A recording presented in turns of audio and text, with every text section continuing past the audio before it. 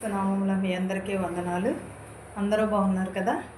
వాక్యంలోకి వెళ్ళే ముందు చిన్న ప్రార్థన చేస్తాను. స్తోత్రం స్తోత్రం సర్వోన్నతుడ సర్వశక్తిమంతుడ కృపామయుడ నీకు లెక్కలేని స్తోత్రాలు నాయన. వినిచిన వారికి చూచుచున్న వారికి పామారు మనసు దయచే ప్రభా, రక్షణ భాగ్యమును దయచే ప్రభా, ప్రతి ఒక్కరి కుటుంబాలలో శాంతిని సమాధానం దయచేయమని, ఏ వాక్యం అయితే విత్తబోచున్నామో దాని ద్వారాగా మారు మనసు పొందుటకు సహాయం చేయమని, నా ప్రార్థనను ఆలకించమని యేసునామములో బ్రతిమని వేడుకుంటున్నాను తండ్రి. ఆమేన్. ఫిలిప్పీలకు వ్రాసిన పత్రిక 3వ అధ్యాయము 8వ వచనము ఇలాగ వ్రాయబడి ఉన్నదండి.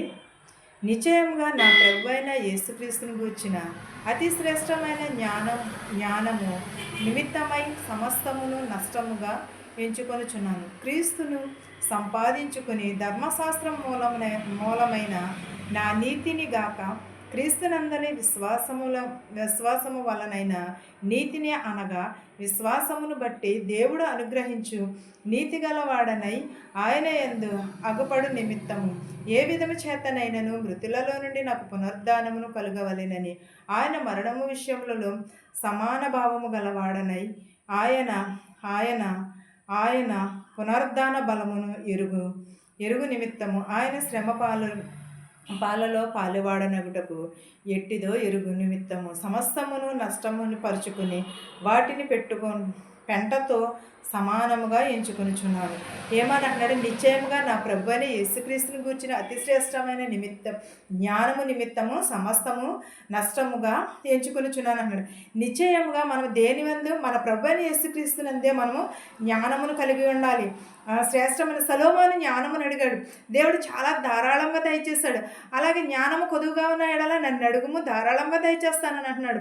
ప్రతి ఒక్కరూ కూడా జ్ఞానంలో మనం పుడతా జ్ఞానవంతులమేమి కాదు, మన ధనవంతులమేమి కాదు, మనం నీతిపరులమైతే అసలే కాదు. కానీ దేవుడిచ్చిన మహిమను మనం పొందుకోవాలంటే మనం దేవునికి లోబడి ఉండాలి. సమస్తమును కూడా దేవునికి సాధ్యము, దేవునికి సాటు మరుగైనది ఏది కూడా లేదు. కానీ ఇక్కడ ఏమని అంటున్నాడు? జ్ఞానము నిమిత్తమైన సమస్తమును నష్టముగా ఎంచుకొనవద్దని అంటున్నాడు. క్రీస్తుని సంపాదించుకోమని అంటున్నాడు. నీతిగానే మనల్ని విశ్వాసం వలన నీతిని అనగా విశ్వాసమును బట్టి దేవుడు అనుగ్రహించి నీతి గలవాడనే ఆయన యందు అగుపడు నిమిత్తము అని అంటున్నాడు. అంటే విశ్వాసము అని అంటే ఏంటి? చర్చికి వెళ్ళిపోయి బైబిల్ చదివేయడం విశ్వాసమా?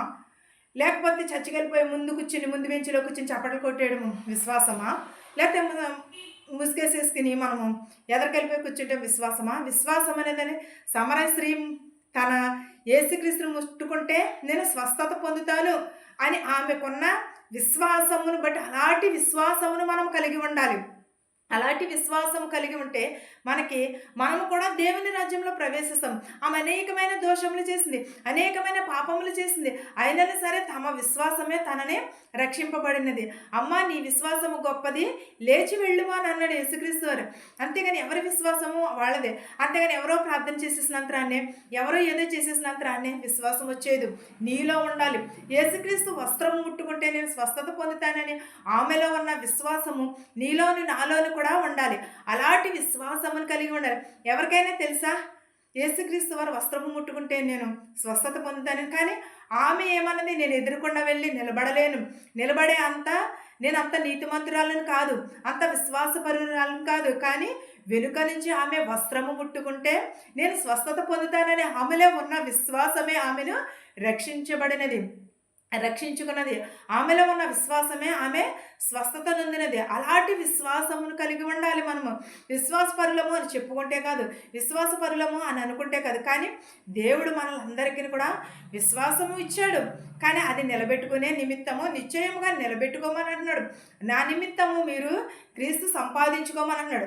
ఎవరిని? క్రీస్తుని సంపాదించుకోమని అన్నాడు. ధర్మశాస్త్రం మూలమైన నా నీతిగానే క్రీస్తునందలి విశ్వాసము వలనైతే నీ నీతి అనగా విశ్వాసమును బట్టి దేవుడు అనుగ్రహించు నీతి గలవాడనై ఆయన యందు అగుపడు నిమిత్తమును అని అంటున్నాడు. అంటే దేవుని యందు నీతిమంతుడమై ఉండాలి. మనం ఈ లోకంలో అనుకోవచ్చు, ఎన్నో శోధనలు రావచ్చు, కానీ నీతిని విడిచిపెట్టకూడదు, దేవుని విశ్వాసమును విడిచిపెట్టకూడదు. అలాగే విడిచిపెట్టిన వెడల మనకి ఏమిలు కలుగును? శ్రమలే కలుగును. సమర స్త్రీ వలె మనం విశ్వాసం కలిగి ఉండాలి. ఫిలిప్పీలకు 3వ అధ్యాయము 17వ వచనం చూద్దాం. సహోదరులారా, మీరు నన్ను పోలి నడుచుకునుడి, మేము మీకు మాదిరి అయి ఉన్న ప్రకారము నడుచుకుని వారిని గురిపెట్టి చూడుడి. ఏమని అంటున్నాడు? సహోదరులారా మీరు నన్ను పోలి నడుచుకునుడి అంటున్నాడు. మేము మీకు మాదిరి అయ్యున్న ప్రకారము నడుచుకునుడి, వాటిని గూర్చి గురిపెట్టి చూడుడి అని అన్నాడు. అనేకులు క్రీస్తు శిలువకు శత్రువులుగా నడుచుకొనుచున్నారు. వీరిని గూర్చి మీతో అనేక పర్యాయములు చెప్పి ఇప్పుడును ఏడ్చుచు చెప్పుచున్నాము, నా వశమైన నాశనమైన వారి అంతము వారి కడిపే వారి దేవుడు, వారు తాము సిగ్గుపడవలసిన సంగతుల యందు అతిశయపడుచున్నారు, భూ సంబంధమైన వాటి యందే మనసు నుంచుచున్నారు. ఎక్కడ ఉంచుచున్నారు? వారి కడుపు మీదను వారి మీదనే అంటున్నారు. అంటే మనము ఈ లోకంలో దేనికోసము? ఒక పొట్ట కోసమే ప్రాకులాట అంటున్నారు. కానీ దేవుడు ఏమని అంటున్నాడు? ఇక్కడ భూ సంబంధమైన వాటి అందే మనసు ఉంచుచున్నారు అని అంటున్నాడు. భూ సంబంధమైన మనసు నుంచుకొడే అని అంటున్నాడు.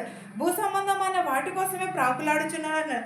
కానీ మనము ఎలా ఉండాలి? ప్రభువునందు ఏక మనసు గలవారమనే ఉండాలి. అంతేగాని మనము నిజంగా ఈ లోకంలో మనం ఏం చేయించున్నాము? ఒక్కసారి మనం హృదయాన్ని పరిశీలన చేసుకుంటున్నాము. మనము దేవుని యందు దేన మనస్కులై ఉండాలి. దేవుని ఎడల భయమును భక్తిని కలిగి ఉండాలి. దేవుడు అంటే ఎవరికి భయం లేదు, ఎవరికి కూడా భక్తి లేదు. ఇది ప్రార్థన చేస్తున్నారు, ఏదో నామకార్థంగా చేసేస్తున్నారు, పైగా విశ్వాసులమని ముసుగు కప్పుకుంటున్నారు, విశ్వాసులమనే పెద్ద పెద్ద ప్రార్థనలు చేసేస్తారు. అది కాదు దేవునికి కావాల్సింది. విరిగి నలిగిన హృదయమును కావాలి, మారు మనసు కావాలి, రక్షణ కావాలి దేవునికి. మన ఏమని అంటున్నాడు? హృదయము శుద్ధి గలవారు ధన్యులు అని అంటున్నాడు. మన హృదయం శుద్ధిగా ఉండాలి. హృదయం శుద్ధిగా ఉంటే పరలోక రాజ్యంలోకి వెళ్ళిపోతామా? కాదు. మనం ఇక్కడ ఎలా ఉంటున్నామో దీనిని బట్టి దేవుడు తీర్పు తీరుస్తాడు. దానిని బట్టే మనకి ప్రతిఫలం దయచేస్తుంది. అప్పుడు పరలోక రాజ్యం వెళతాం. ఇక్కడ అన్ని పాపాలు చేసేసి నేను పరలోక రాజ్యంలోకి వెళ్ళాలి అని అంటే ఎలాగెళ్తాం? వయసులో ఉండగా అనేకమైన పాపములు చేసేసి, దోషములు చేసేసి, అన్నీ చేసేసి నేను పరలోక రాజ్యం వెళ్ళిపోతాను, నేను పరలోక రాజ్యం వెళ్ళిపోతాను అని అంటే పరలోక రాజ్యం వెళ్ళిపోతామా? కాదు కదా. దీన మనస్సులయ్యుండు అని అంటున్నాడు. విరిగి నలిగిన హృదయమును, పరిపూర్ణ హృదయమును కలిగి ఉండమని అంటున్నాడు. పరిపూర్ణ శక్తిని కలిగి ఉండమని అంటున్నాడు దేవుడు. మనము పిలిపిలకు 4వ అధ్యాయము 19వ వచనం చూద్దాం. కాగా దేవుడు తన ఐశ్వర్యం చొప్పున క్రీస్తునందు మహిమలో మీ ప్రతి అవసరమును తీర్చునన్నాడు. ఎక్కడ? కాగా దేవుని యందు తన ఐశ్వర్యం చొప్పున మీ ప్రతి అవసరమును తీర్చునన్నాడు. ప్రతి అవసరం తీర్చడానికి దేవుడు సిద్ధంగానే ఉంటున్నాడు. కానీ నువ్వు అది పొందుకునే స్థితిలో ఉన్నావా? అది నీకు దరిచేరే స్థితిలో ఉన్నావా? ఒక్కసారి ఆలోచించు. మన తండ్రి అయిన దేవునికి యుగ యుగములు మహిమ కలుగును గాక అని అన్నాం. ప్రతి పరిశుద్ధునికి కూడా క్రీస్తునందు వందనములు చెప్పుచున్నామా? నాతో కూడా ఉన్న వారికి వందనములు చెప్పుచున్నామా? పరిశుద్ధుల ముఖము వైపు మనం చూస్తున్నామా? పరిశుద్ధులకు వందనం. మన ప్రభు అయిన యేసుక్రీస్తు మనకు తోడై ఉంటున్నాడు. ప్రభు అయిన యేసుక్రీస్తు మనకి ఆదరిస్తానని అంటున్నాడు. కానీ ఒక్కసారి ఆలోచించు. తన ఐశ్వర్యం చొప్పున మనలకి అన్నీ మన అవసరతలను తీరుస్తానంటున్నాడు. కానీ దేవుడు ఏమని కలిగి ఉండమని అంటున్నాడు? విరిగి నలిగిన హృదయమును, మారు మనస్సును, రక్షణ భాగ్యమును కలిగి ఉండమని అంటున్నాడు. నీవును నేనును కూడా రక్షణ భాగ్యమును కలిగి ఉంటున్నాము. దేవుని ఎడల ఎంతో భయమును కలిగి ఉంటున్నాము.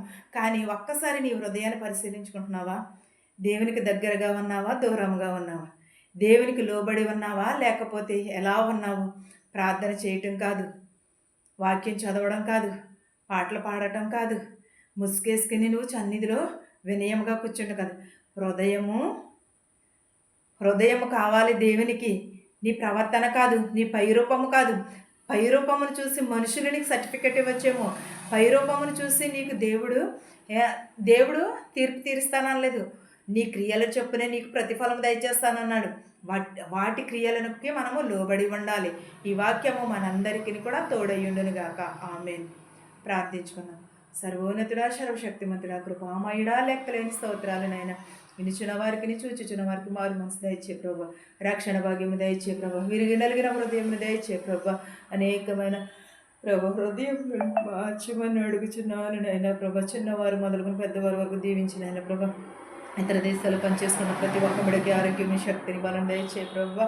నాయన ప్రభ పని లేని వారికి పని దయచేయి నాయన ప్రభ వెళ్ళుచుండగా వచ్చుచుండగా నీ రాకపోకలు ఎందు ప్రభ వారిని కాచి కాపాడు నాయన ప్రభ నీ ఎందు ప్రభ నీ రెక్కల చాటిన భద్రం చేయి నాయన ప్రభ వారు సురక్షితంగా వెళ్ళుటకు సహాయం చేయి ప్రభ వేజాలు వచ్చినాయి ప్రభ ప్రయాణమై వెలుచిన బిడ్డను కూడా దీవించిన ఆయన ప్రభ ఆ బిడ్డ క్షేమంగా వెళ్ళుటకు సహాయం చేయి ప్రభ వెళ్ళినైనా ప్రభ క్షేమంగా వెళ్ళానని మళ్ళీ తిరిగి ఫోన్ చేసే భాగ్యమును దయచే ప్రభ వెధవరాలను దీవించి వెధవరాల బిడ్డలను దీవించిన ఆయన ప్రభ యవనస్తులను దీవించి యవనరాలను దీవించిన ఆయన ప్రభ బాలికలను దీవించి బాలింతలను దీవించమని అడుగుచున్నాను నాయన ప్రభ గుంటివారిని గుడ్డివారిని చెవిటివారి అంగవైకల్యం కలిగిన ప్రతి ఒక్క బిడని స్వస్థపరచు ప్రభ అనాథ బిడలను దీవించిన ఆయన ప్రభ నేను ప్రభ వృద్ధాప్యంలో ఉన్నవారిని దీవించిన ఆయన ప్రభ అనాథాశ్రలో ఉన్నవారిని దీవించిన ఆయన ప్రభ వృద్ధాశ్రయంలో ఉన్నవారిని దీవించిన ఆయన ప్రభ నేను ప్రభ తల్లిదండ్రులకి రోబడి ఉండటకు సహాయం చేయి ప్రభ నేను నీకు స్తోత్రాలు నాయన ప్రభ మారు మనసు కలిగి జీవించే భాగ్యం దయచే ప్రభ ఎవరెవరైతే ఏ చేతి పనులైతే చేస్తున్నారో వారి చేతి పనులను దీవించిన ఆయన ప్రభ